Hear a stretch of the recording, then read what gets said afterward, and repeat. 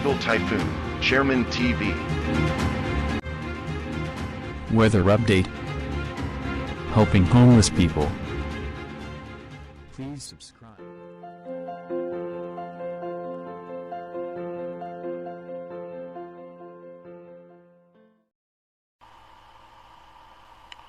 Magandang umaga po. Ito po ang ating latest update para nga po dito sa minomonitor natin na si Typhoon Hana.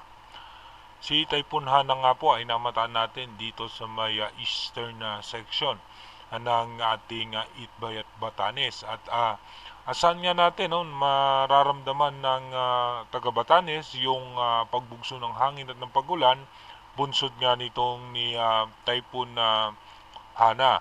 At asahan naman natin meron tayong mga posibleng pagulan dahil nga po dito sa ating southwest monsoon na patuloy nga pong hinahatak ni Typhoon Hana sa may Ilocos region, Zambales, Bataan, Occidental Mindoro. At asahan naman natin yung mga occasional rain dito nga po sa mga sa parte ng Metro Manila, Abra, Apayao, Benguet, Tarlac, Pampanga, Bulacan, sa may Rizal, Cavite, and Batangas.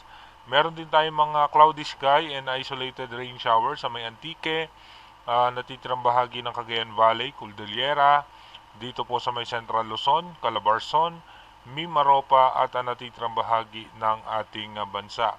Ayon nga po sa ating advanced weather forecast ng European Center, ito nga po bahagyang bumaba muli yung kanyang direksyon. At ito ay posibleng tumama pa rin sa kalupaan dito sa may parte ng Taiwan. At ito nga po ayon po sa advanced prediction, posible nga po ito mag-recurve, pabalik nga po muli dito sa ating karagatan.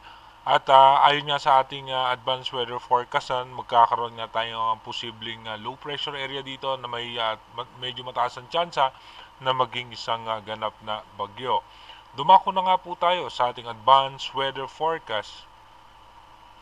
Ay nga po sa ating advanced weather forecast dito, mapapansin nga po natin yung dahan-dahan pa na posibleng lumakas pa itong si Typhoon Hana. At habang lumalapit po yan dito nga sa may parte ng Taiwan, kung mapapansin nyo mas bahagya pa po yan bumaba.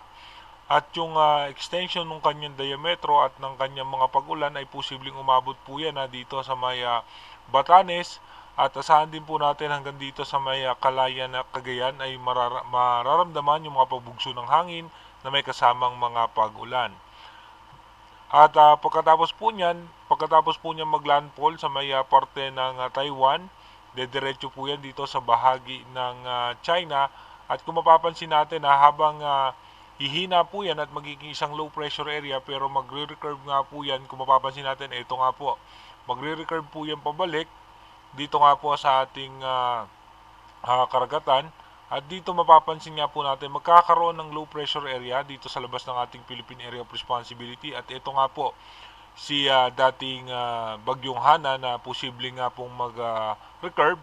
Ito naman po ay posibleng mag-merge yung dalawang low pressure area Napapansin nga po natin yan dito sa nasa loob yan ng ating Philippine Area of Responsibility.